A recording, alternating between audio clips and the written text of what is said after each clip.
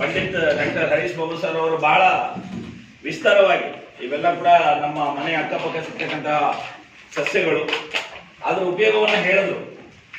ಸಾಧ್ಯವಾದಷ್ಟು ನಿಮ್ಮ ಈಗ ಕೆಲವು ಮನೆ ಮಕ್ಕಳು ಮಾತಾಡ್ತಾ ಇರೋದು ನೋಡಿದ್ರೆ ನಾವೆಲ್ಲ ಸಣ್ಣವರಿದ್ದಾಗ ನಿಜವಾಗ್ಲೂ ಇದನ್ನೆಲ್ಲ ಬಳಕೆ ಮಾಡ್ತಾ ಇದ್ವಿ. ನಮ್ಮ ಅಪ್ಪಾಜಿಯವರು ಕೂಡ ಟೀಚರ್ ಆಗಿದ್ರು, ಕೂಡ ಒಂದು ಆಯುರ್ವೇದಿಕ್ ಪುಸ್ತಕ ಇಟ್ಟಿದ್ರು. ಕೊನೆಯಲ್ಲಿ ಕೂಡ ಗೆನ್ನೇರದ್ದು ಇದು ಬರುತ್ತೆ, ಶಕ್ಕೆ ಅಂತ ಬರುತ್ತೆ, ತೊಗಟೆ ಬರುತ್ತೆ, ಅದನ್ನ ರಸ ಕುಡಿದು ಕುಡಿತಾ ಇದ್ರು. ಅವ್ರಿಗೆ ಲಾಸ್ಟ್ ವರೆಗೂ 87 ವರ್ಷ ಬದುಕಿದ್ರು. ಆಗ್ಲಿ ಒಂದು ಹುಣ್ಣಾಗ್ಲಿ ಶುಗರ್ BP ಆಗ್ಲಿ ಏನೂ ಬಂದಿರಲಿಲ್ಲ. ನೈಜವಾಗಿ ಒಳ್ಳೆ ಕಾಂತಿಯುತ ಚರ್ಮವನ್ನು ಇಟ್ಕೊಂಡು ಅವರು ಮರಣವನ್ನು ಹೊಂದ್ರು. ಕೊನೆವರೆಗೂ ನಾವು ನೋಡಿದ್ವಿ. ಈಗ ನಾವೆಲ್ಲ ಬದುಕ್ತಾ ಇರ್ತಕ್ಕಂಥದ್ದು ಕೃತಕ ಲೋಕದಲ್ಲಿ. ಎಲ್ಲಾನು ಅರ್ಜೆಂಟ್ ಆಗಿ ಶಾಂಪೂ ಬೇಕು, ಲಿಪ್ಸ್ಟಿಕ್ ಬೇಕು, ಲಿಪ್ಸ್ಟಿಕ್ ಹಚ್ಚೋ ಅಲ್ವಾ, ಮತ್ತೆ ಪೌಡರ್, ಊಟ ತಿನ್ನೋದು ಕೂಡ ಕೆಮಿಕಲ್ಸೇ. ನಾವು ಹಾಕ್ತಾ ಇರೋ ಬಟ್ಟೆ ಕೂಡ ನಮ್ದು ನ್ಯಾಚುರಲ್ ಆಗಿದೆ, ಆತರ ಆಗಿದೆ. ಇಂಥ ಸಂದರ್ಭದಲ್ಲಿ ಸರೋವರದ್ದು ಬಹಳ ವಿಸ್ತೃತವಾಗಿ ಎಲ್ಲ ಗಿಡಗಳನ್ನ ತೋರಿಸಿ ಹೇಳಿದ್ದಾರೆ. ಇದ್ರ ಜೊತೆಗೆ ನಾನು ಕೆಲವೊಂದನ್ನ ರಿಪೀಟ್ ಮಾಡಕ್ ಬಯಸ್ತೀನಿ. ನಾನು ಪ್ರಾಕ್ಟಿಕಲ್ ಆಗಿ ನಮ್ಗೆ ಇಂತಹ ಗುರುಗಳು ಆಯುರ್ವೇದ ಪಂಡಿತರು, ನಾನು ಮಿಡ್ಲ್ ಸ್ಕೂಲಲ್ಲಿ ಓದುವಾಗ ಅವನಿಯಲ್ಲಿ ನನಗೆ ಒಬ್ಬ ಆಯುರ್ವೇದಿಕ್ ಗುರುಗಳು ಬಂದು ಈ ತರ ಶಾಲೆಯಲ್ಲಿ ಪಾಠ ಮಾಡಿದ್ರು. ಅದ್ರ ಜೊತೆಗೆ ನಮ್ಮ ಅಪ್ಪ ಕೂಡ ಹೇಳ್ತಾ ಇದ್ರು. ನಿಮ್ಗೆ ನೋಡಿ ಬಹಳ ಮುಖ್ಯವಾಗಿ ಹೇಳ್ತೀನಿ, ಯಾರಾದ್ರೂ ಜ್ಞಾಪಿಸ್ಕೋಬಹುದು, ನಾವೇನಾದ್ರೂ ಈ ಮಟ್ಟಕ್ಕೆ ಏನಾದ್ರೂ ಸ್ವಲ್ಪ ಈಗಲೂ ಆಕ್ಟಿವ್ ಆಗಿದ್ದೀವಿ. ಬಹಳ ಕೆಲವು ಸಾಮಾನ್ಯವಾಗಿ ದಪ್ಪ ಇರೋರು ಆಕ್ಟಿವ್ ಇರಲ್ಲ. ಆಕ್ಟಿವ್ ಆಗಿದ್ದೀವಿ, ಜ್ಞಾಪಕ ಶಕ್ತಿ ಜಾಸ್ತಿ ಇರುತ್ತೆ ಅಂತ ಕೆಲವರು ಹೇಳ್ತಾರೆ. ನನಗೆ ಅನುಭವ ಇಲ್ಲ, ನೆನಪಲ್ಲಿ ಇರುತ್ತೆ ಬಹಳ ಚೆನ್ನಾಗಿ. ಅದಕ್ಕೆ ಕಾರಣ ಏನ್ ಗೊತ್ತಾ, ಇದರಲ್ಲಿ ಪ್ರಜಾವಾಣಿ ಪೇಪರ್ ಅಲ್ಲೂ ದೊಡ್ಡ ಆರ್ಟಿಕಲ್ ಬಂದಿತ್ತು, ನಾನು ಕಲೆಕ್ಟ್ ಮಾಡಿ ಇಟ್ಟಿದ್ದೆ. ಈಗಲೂ ನನ್ನ ಮನೆಯಲ್ಲಿ ನನ್ನ ಮಕ್ಕಳಿಗೆ ತಿರ್ಸ್ತಾ ಇದ್ದೀವಿ, ಬೆಳೆಸ್ತಾ ಇದ್ದೀವಿ. ಬ್ರಾಹ್ಮಿ ಲೀಫ್, ಒಂದೇ ಲಗ, ಸರಸ್ವತಿ ಎಲೆ, ಇದ್ರ ಬಗ್ಗೆ ನಾನು ಸ್ವಲ್ಪ ಸ್ಟಡಿ ಕೂಡ ಮಾಡಿದೆ.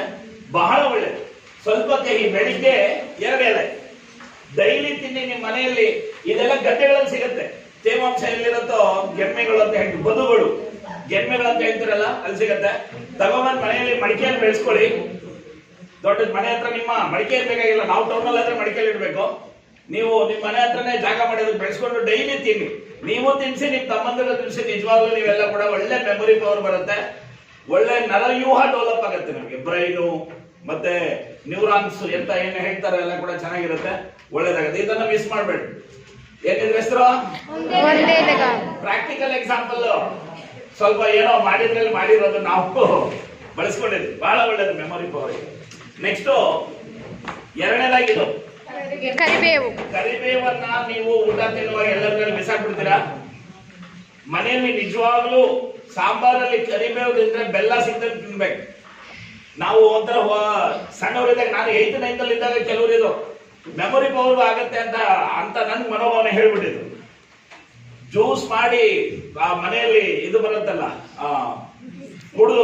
ಅದನ್ನ ಪುಡಿ ಮಾಡಿ ರಸ ಮಾಡಿ ಸ್ವಲ್ಪ ಗ್ಲಾಸ್ ಕೂಡ ಕುಡಿದಿದ್ವಿ ನಾವು ಅತಿಯಾಗಿ. ಆಗ ಮಿಕ್ಸಿಗಳು ಇರ್ಲಿಲ್ಲ, ಅದ್ರಲ್ಲಿ ಒರಳಿಡ್ತಾ ಇತ್ತು, ಒರಳಲ್ಲಿ ಇದು ಮಾಡ್ತಾ ಇತ್ತು. ನೀವು ಕುಡೀರಿ. ನಿಮ್ಮ ನೋಡಿ ಇದರಿಂದ ಸರ್ ಹೇಳ್ತಾ ಇದ್ರು, ಚರ್ಮದ ಕಾಂತಿ, ಕೂದಲುಗಳು ಆಯ್ತಾ, ಬೇರೆ ಬೇರೆ ಎಲ್ಲದಕ್ಕೆ ಕೂಡ ಉಪಯೋಗ ಆಗುತ್ತೆ, ತುಂಬಾ ಒಳ್ಳೇದು. ಮತ್ತೆ ಕಣ್ಣುಗಳು ಈಗಾಗಲೇ ಕಣ್ಣುಗಳು ಕಾಣಿಸ್ತಾ ಇಲ್ಲ. ನಾವಂದ್ರೂ ಓದಿ ಇವಾಗ ಬಂದಿದೆ 40 ಇಯರ್ಸ್ ನಮಗೆ. ನಿಮ್ಗೆ ಈಗಲೇ ಇಲ್ಲಿ ಕರೆಕ್ಟ್ ಆಗಿ ಚೆಕ್ ಮಾಡ್ಬಿಟ್ರೆ 30 ಜನ ಸಿಗ್ತೀರಾ. ಯಾಕೆ ಮೊಬೈಲ್ಸ್ LED ಲೈಟ್ಸ್ ಎಫೆಕ್ಟಿವ್, ಅದಕ್ಕೋಸ್ಕರ ಇದನ್ನ ಯಾರಾದ್ರೂ ಬಿಸಾಕ್ತೀರಾ? ಒಂದು ಇದು ನಿಮ್ಮ ಜೀವನಕ್ಕೆ ಅಗತ್ಯ. ಸರ್ ಹೇಳಿದ್ರಲ್ಲಿ ಯಾವುದೋ ಒಂದು 2-3 ಹೈಲೈಟ್ ನಿತ್ಯ ಜೀವನದಲ್ಲಿ ನಿಮ್ಗೆ ಸಿಗೋದು ಹೇಳ್ತಾ ಇದ್ದೀನಿ, ಅನ್ಯತಾ ಭಾವಿಸ್ಬಾರ್ದು ಸರ್. ಆಮೇಲೆ ಇವೆರಡು ಬಹಳ ಇಂಪಾರ್ಟೆಂಟ್. ಆಮೇಲೆ ಇದಂತೂ ನಮ್ಗೆ ಸಿಗತ್ತೆ, ನುಗ್ಗೆ ಸೊಪ್ಪು ಚಟ್ನಿ, ನುಗ್ಗೆ ಸೊಪ್ಪು ಪಲ್ಯ, ಚಪಾತಿಗೆ ನುಗ್ಗೆ ಸೊಪ್ಪು ಪಲ್ಯ ಮಾಡಿದ್ರೆ ಬಹಳ ಚೆನ್ನಾಗಿರುತ್ತೆ.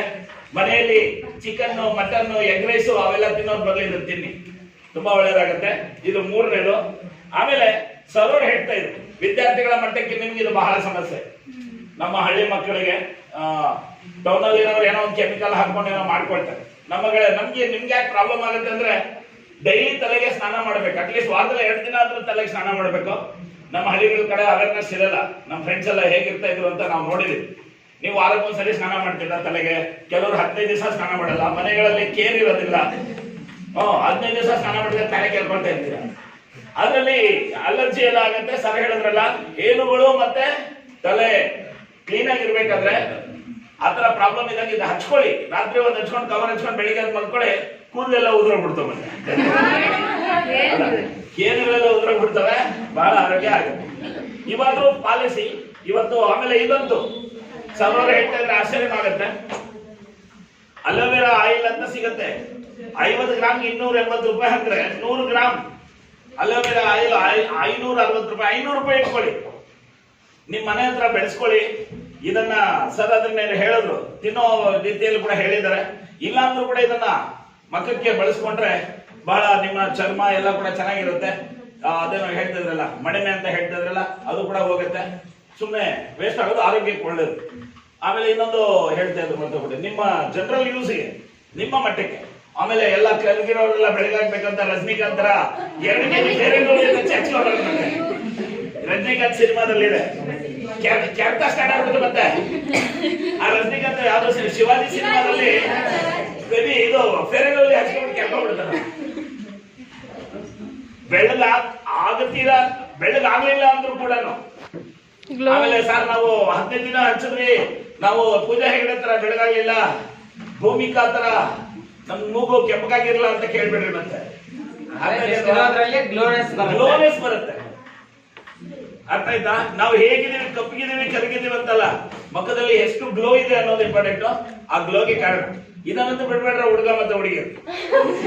ಏನ್ ಮಾಡ್ಬೇಕು? ರಸ ತೆಗಿಬೇಕು, ನಿಂಬೆ ರಸ ಹಾಕಬೇಕು, ಹಚ್ಕೋಬೇಕು, 1 ಅವರ್ ಬಿಡ್ಬೇಕು, ಸೀಗೆಕಾಯಲ್ಲಿ ತೊಳಿಬೇಕು. ಸೀಗೆಕಾಯಿ ನೀರು ಇಲ್ಲ ಅಂತ ಹೇಳಿದ್ರೆ ತಣ್ಣೀರಲ್ಲ ಮಗ ಕ್ಲೀನ್ ಆಗಿ ತೊಳ್ಬೇಕು, ಸೋಪ್ ಎಲ್ಲ ಹಾಕ್ಬೇಡ್ರಿ. ಅರ್ಥ ಆಯ್ತಾ? ಇವೆಲ್ಲ ಗೊತ್ತಿದ್ರೆ ನಾವೆಲ್ಲ ಕೂಡ ಕಾಡಲ್ಲೇ ಇದ್ಬಿಡ್ತಾ ಇದೀವಿ ಈಗಲೂ ಕೂಡ. ಮಕ್ಕಳು ನಮ್ಮ ಮನೆಗಳಲ್ಲಿ ಮಕ್ಕಳು, ನಮ್ಮ ಅಣ್ಣ ಮಗ ಅವನಿದ್ದಾನೆ, ಅವ್ನು 8ನೇ ಕ್ಲಾಸು, ತಲೆ ಎಲ್ಲ ಫುಲ್ ವೈಟು. ನಮ್ 40 ವರ್ಷ ಕಲರ್ ಹೊಡೆದ್ರೆ ಅವನು 14 ವರ್ಷ ಕಲರ್ ಹೊಡಿತಾನೆ. ಯಾಕಂದ್ರೆ ಎಲ್ಲರೂ ಮುದುಕ ಅಂತ ಕರೀತಾರೆ. ನೋವಾಗತ್ತೆ ಇವೆಲ್ಲ ಕೂಡ ವಿಚಾರಗಳು. ಓಕೆ ಸರ್, ಇಷ್ಟೆಲ್ಲ ಹೇಳಿದಕ್ಕೆ ಈ 4 ಸಸ್ಯಗಳನ್ನ ನೀವು ಉಪಯೋಗ ನಮಗೆ ಗೊತ್ತಿರಲ್ಲ, ಕೆಲವೊಂದು ಗೊತ್ತಿರುತ್ತೆ, ಬಟ್ ಕೆಲವೊಂದು ಕೂಡ ನಮ್ಗೆ ಗೊತ್ತಿರಲ್ಲ. ಸೊ ಈ ತರ ಸೊಪ್ಪುಗಳನ್ನ ನಾವು ಯಾವ ರೀತಿ ಉಪಯೋಗಿಸಬಹುದು ಅಂತ ಉತ್ತಮವಾದ ಮಾಹಿತಿಯನ್ನು ತಿಳಿಸ್ಕೊಟ್ಟಿದ್ದಾರೆ. ಸೊ ಅವರಿಗೆ ನಮ್ಮ ಡಾಕ್ಟರ್ ಹರೀಶ್ ಬಾಬು ಅವರಿಗೆ ನಮ್ಮ ಶಾಲೆಯ ಪರವಾಗಿ ಹೃತ್ಪೂರ್ವಕವಾದ ಧನ್ಯವಾದಗಳನ್ನ